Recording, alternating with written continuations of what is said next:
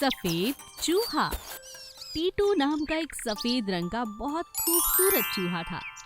एक दिन वो अपनी माँ से कहता है, माँ, बहुत दिन हुए, मुझे मौसी की बहुत याद आ रही है। अगर तुम कहो तो आज मैं उनके जंगल जाकर उनसे मिलकर आऊं।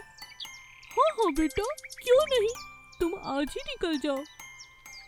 टीटू उसी दिन अपनी मौसी से मिलने के लिए दूसरे जंगल की तरफ चल पड़ता है। नए जंगल को देखकर टीटू बहुत खुश था। टीटू का स्वभाव इतना अच्छा था कि वो हर किसी की मदद कर दिया करता था। रास्ते में उसे एक राजा शेर एक बहुत बड़े जाल में फंसा हुआ दिखाई दिया। अरे कोई बचाओ, अरे है कोई, अरे जल्दी करो, कोई चूहा, कोई है। शेर जोर जोर से मदद के लिए पुकार रहा था, मगर रास्ते में कोई और जानवर ना होने के कारण कोई उसकी मदद नहीं कर पा रहा था। अचानक टीटू उसकी आवाज सुनता है और दौड़ता हुआ उसके जाल के पास आकर पूछता है, क्या हुआ? तुम परेशान लग रहे हो? अरे देखते नहीं, मुझे किसी शिकारी ने इस जाल में बंद कर दिया। अरे जल्दी निकालो मुझे यहाँ से, नहीं तो वो आ जाएगा, वो आता ही होगा अपनी गाड़ी लेकर, जल्दी करो। हाँ, अभी निकालता हूँ। टीटू फटाफट अपने नोकीले दांतों से उस जाल को काट देता है। राजा शेर उसे अपने सर पर बिठाकर जंगल की तरफ आने लगता है। दोनों रास्ते में खूब बातें करते हैं।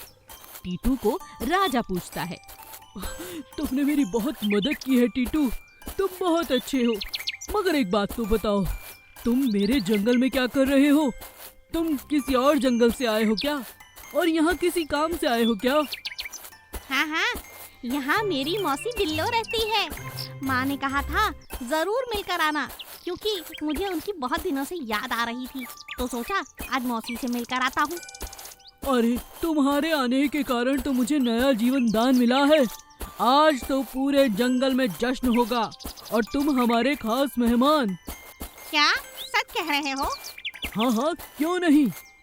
राजा शेर खुद जाकर टीटू को उसकी मौसी के घर तक छोड़कर आता है और टीटू की मौसी से कहता है, बिल्लो, तुम्हारा ये भांजा बहुत बढ़िया है, इसने मेरी जिंदगी बचा ली है। मैं चाहता हूँ आज हमारे जंगल में बहुत बड़ा जश्न हो और हमारे पूरे जंगल के लोग तुम्हें सम्मान दें। टीटू, आज के जश्न में बिल्लो तुम्हारा पूरा परिवार आमंत्रित है। ठीक है राजा जी, क्यों नहीं। अरे वारे टीटू, तू तो राजा के सर पर बैठ कर आ रहा था, क्या बात है, आज तो दावत भी मिलेगी, मुझे खाना नहीं बनाना पड़ेगा। हाँ मौसी। सभी लोग बहुत खुश हो जाते हैं।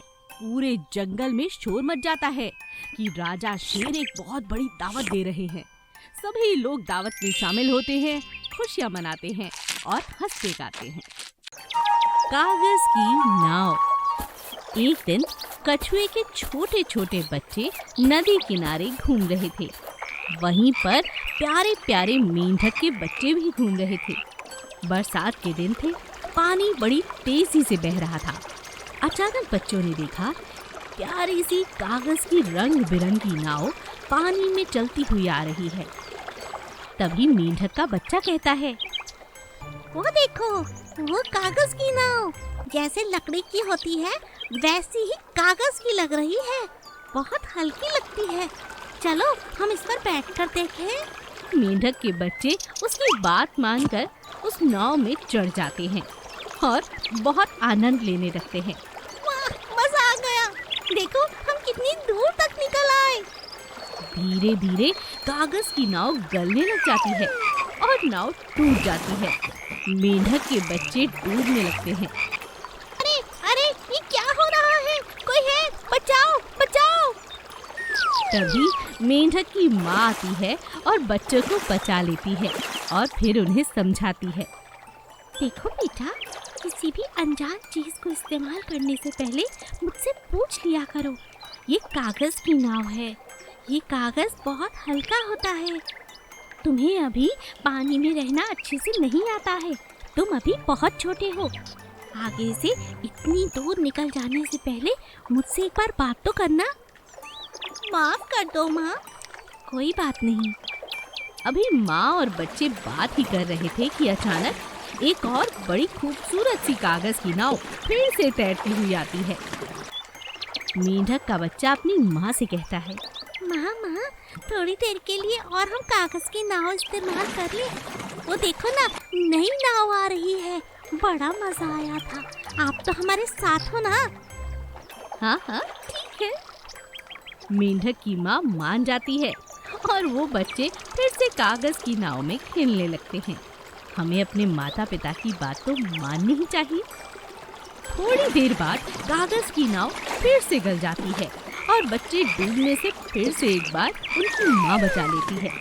इस बार उनकी माँ उन्हें कहती है, बहुत हुआ कागज की नाव में घूमना। आओ मेरी पीठ पर चढ़ जाओ, मैं तुम्हें सैर कराती हूँ। क्या सच में? हाँ हाँ, बचपन में भी तुम्हें ऐसे ही सैर कराती थी। चलो मेरी पीठ पर। मेंढक की माँ अपने बच्चों को अपनी पीठ पर बिठा लेती है और बहुत बढ़िया सैर कराती है। बच्चे बहुत खुश हो जाते हैं और अपनी माँ का धन्यवाद करते हैं। अरे वाह माँ, मजा आ गया सैर करके, और कागज की नाव का तो मजा ही कुछ और था। आप बहुत अच्छी हो माँ। आज के दिन के लिए, इस सैर के लिए आपका बहुत बहुत शुक्रिया। तभी वहाँ पर कछुआ आ जाता है और वो बच्चों से कहता है, कोई बात नहीं, कल यहाँ पर लकड़ी की नाव आने वाली है, मैं तुम सबको उसकी सैर कराऊंगा। क्यों, चलोगे ना मेरे साथ? हाँ। बच्चे बहुत खुश हो जाते हैं और अगले दिन सचमुच की लकड़ी की नाव में सैर पर निकल जाते हैं। चंदनपुर जंगल पहाड़ी के नीचे बसा हुआ एक खूबसूरत सा जंगल था। इस जंगल में कई तरह के हिरन रहा करते थे, बहुत सुंदर थे। उन हिरनों का सरदार हंसमुख बहुत ही अच्छा था। वो हमेशा खुश रहता था और सभी हिरनों की रक्षा करने की कसम खाता था। सभी हिरन हंसमुख हिरन पर बहुत विश्वास करते थे और उसकी हर बात मान लिया करते थे।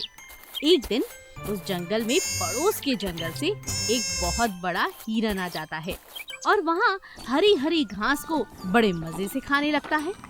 उसे देखकर हंसमुख ने उससे पूछा, भाई कौन हो तुम और यहाँ क्या कर रहे हो? मेरा नाम चंचल सिंह है और मैं पास के जंगल से आया हूँ। क्या मैं आपके यहाँ रह सकता हूँ? हंसमुख ने उस पर तरस खाकर उसे वहाँ रहने की इजाजत दे दी।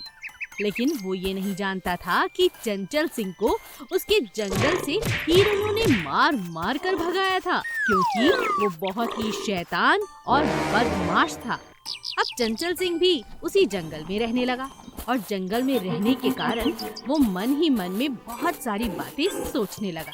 अरे वाह, यहाँ के हिरन तो बहुत ही शरीफ है, बहुत मासूम है, इनके पास बहुत सारा पैसा भी है। एक दिन सारा पैसा चोरी करके यहाँ से भी भाग जाऊंगा। यहाँ रहकर क्या फायदा। और ये यहाँ का राजा हंसमुख सिंह, ये तो बहुत ही बड़ा मूर्ख है। जरा सी बात भी नहीं पूछी कि आखिर मैं यहाँ क्यों रहना चाहता हूँ और कहाँ से आया हूँ। मूर्ख कहीं का। एक दिन रात को जब हंसमुख तालाब के किनारे घूम रहा था, तभी उसने वहाँ पर चंचल हिरन को देखा। उसे उस पर शक हुआ और उसने अपने दोस्त बाज को उस पर नजर रखने के लिए कह दिया। हंसमुख के दोस्त उड़ान बाज ने उस पर खूब नजर रखी और एक दिन मौका पाकर जब चंचल सभी हिरनों के पैसे उठाकर भागने लगा, तो अचानक उड़ान बाज उनके सामने आ गया और उसने शोर मचाकर सभी जंगल के वासियों को इकट्ठा कर लिया। शोर सुनकर सभी हिरन बाहर आ जाते हैं और उड़ान बाज भी सभी को चंचल की करतूत के बारे में साफ साफ बता देता है। यह सब सुनकर सभी हिरन उसकी खूब पिटाई करते हैं। छोड़ दो, अरे बस करो, जा रहा हूँ, ये लो अपना पैसा, मैं जा रहा हूँ भाई। तभी वहाँ पर हंसमुख आ जाता है और हिरन से कहता है, चंचल, तुमने बहुत गलत किया। यहाँ पर सुख शांति और अमन रहता है। तुम पर तरस खाकर तुम्हें यहाँ रहने दिया, मगर तुमने हमारा नाजायज फायदा उठाया। अब तुम यहाँ से जा सकते हो, भूल कर भी इस जंगल में कभी मत आना। तुम यहाँ से चले जाओ। चंचल अपना मुंह लटकाए बहुत दुख के साथ जंगल से चला जाता है और सोचता है, मैंने बहुत बड़ी गलती की। जीवन सुधारने का एक अच्छा मौका था, मैंने गवा दिया।